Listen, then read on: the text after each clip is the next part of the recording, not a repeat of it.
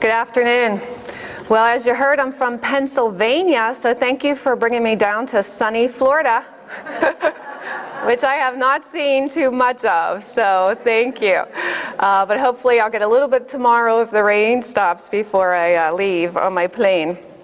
I really do appreciate you having me here. I would like to also say thank you to the Florida HIM.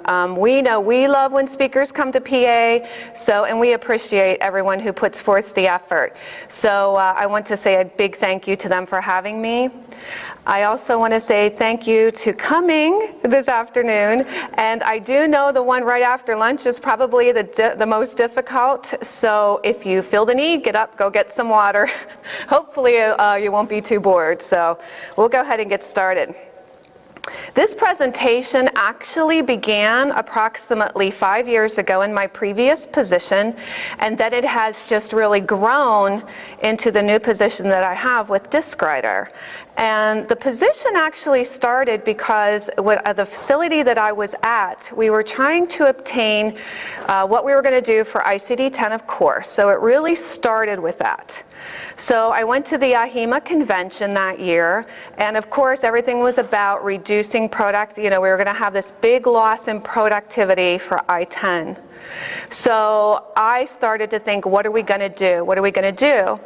And as I approached my CFO, he says to me, that was not enough. Just because you want it for I-10, the computer-assisted coding, I want more. You got to do something for me. Show me how this is going to help revenue. Show me how this is going to, of course, help the bottom line. And also, still keep up with your productivity, and it's going to improve all these things. Because if you have done a budget at all in a hospital, we're up against a lot of the big hitters when we go into those budget meetings.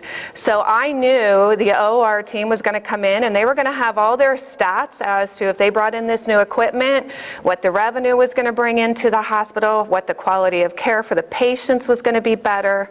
So I knew what I was up against in trying to obtain the information to really try to capture what I needed for the CAC. So that is how this project actually all began. What is a CAC? I'm sure everybody by now over the past 2 years, especially as prep for I-10, is pretty familiar with it, but this is the actual AHIMA definition, and basically it's the computer software that automatically generates a set of medical codes from the documentation provided. So if you're not aware of what the CAC is, that is exactly what it does. And how does it work? It works from the NLP.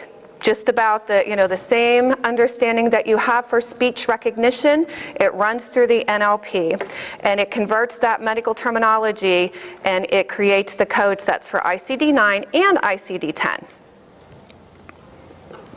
Specifically how it works is it pulls your 3 systems together, your ADT registration, so you have all your demographics, your electronic medical record, and then any imaging type of information that you have. And it pulls it all through the NLP, goes to the coder, and from the coder to the encoder, and then off to billing.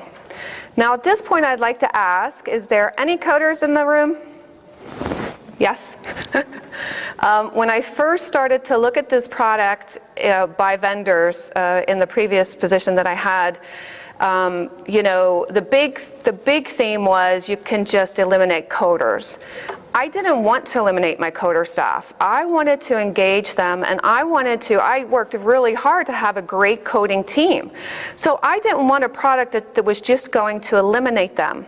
So what I did was I started to engage them in the process, and that was more of a buy-in. And I can tell you now in this current position, having some coders on part of your team is totally the way to go, because it's just good for when you do it at the C-suite level and you just have those, they don't get it and they don't ask the same questions to the vendors because they don't know what those questions may be. So having coders in on your presentations is, just keep that in mind. It's a great opportunity for them. Plus I think it takes the ease off. Again, I think coders, I know when I first saw the product, I just thought it was, I've been a coder 20 plus years. I didn't think anybody could code or a system can code as good as I could. So I'm just, hardcore. I was not impressed with the system at all. But then when I started to see what the system did other than coding, just coming up with those codes, I started to get more comfortable. Plus, you really need those coders. You still need to have that level of knowledge and expertise that we all know we have. You still need to bring that to the table, even because it's just shooting out codes. It's not defining your principle. It's not defining whether or not you have CCs or MCCs, or did you miss something. So you still need to have that opportunity and have that level of expertise when you're utilizing the CAC. So I'm going to go ahead and tell you a little bit about this. Whoop, I'm losing my, there we go. So definitely some of the obvious benefits is the productivity boost. Now we all know, that makes sense because it's definitely kicking out the codes and somebody's not sitting there with the record and looking for, specific information. So that's just a gimme right there. And there has been a lot of information actually about the productivity, whether or not it really gives you a big productivity boost as much as what everybody's been saying. So I just actually read an article, because again, every facility is going to be different, right? Because it's going to be based, actually, you're back to almost like your CDI, it's based on your documentation. One facility might have really good dictators, might have really good documentation, so your information may come out very clearly and you may have a good code set. Whereas if you don't have that and you have a doctor that does an H&P and doesn't give you an impression, or if you have a discharge summary that's 2 lines or an operative report that is maybe 3 lines, it's good going in, good coming out, or garbage going in and garbage coming out. So it's that old concept. So productivity varies based on your documentation and what you're actually putting into the system. So there's a range in the October, I think 2012 last year, AHIMA had done a study, and the average is 20 to 40%.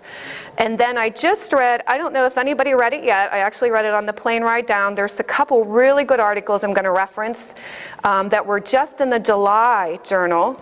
Did everybody see that?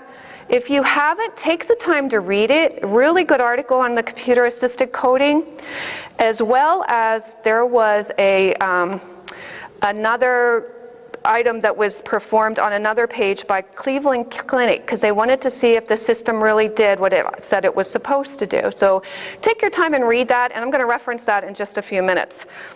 So we knew there was definitely going to be a productivity boost. That's a for sure. And again, that's going to really depend on what your documentation is. And with that, of course, you're going to have decreased cost per coding.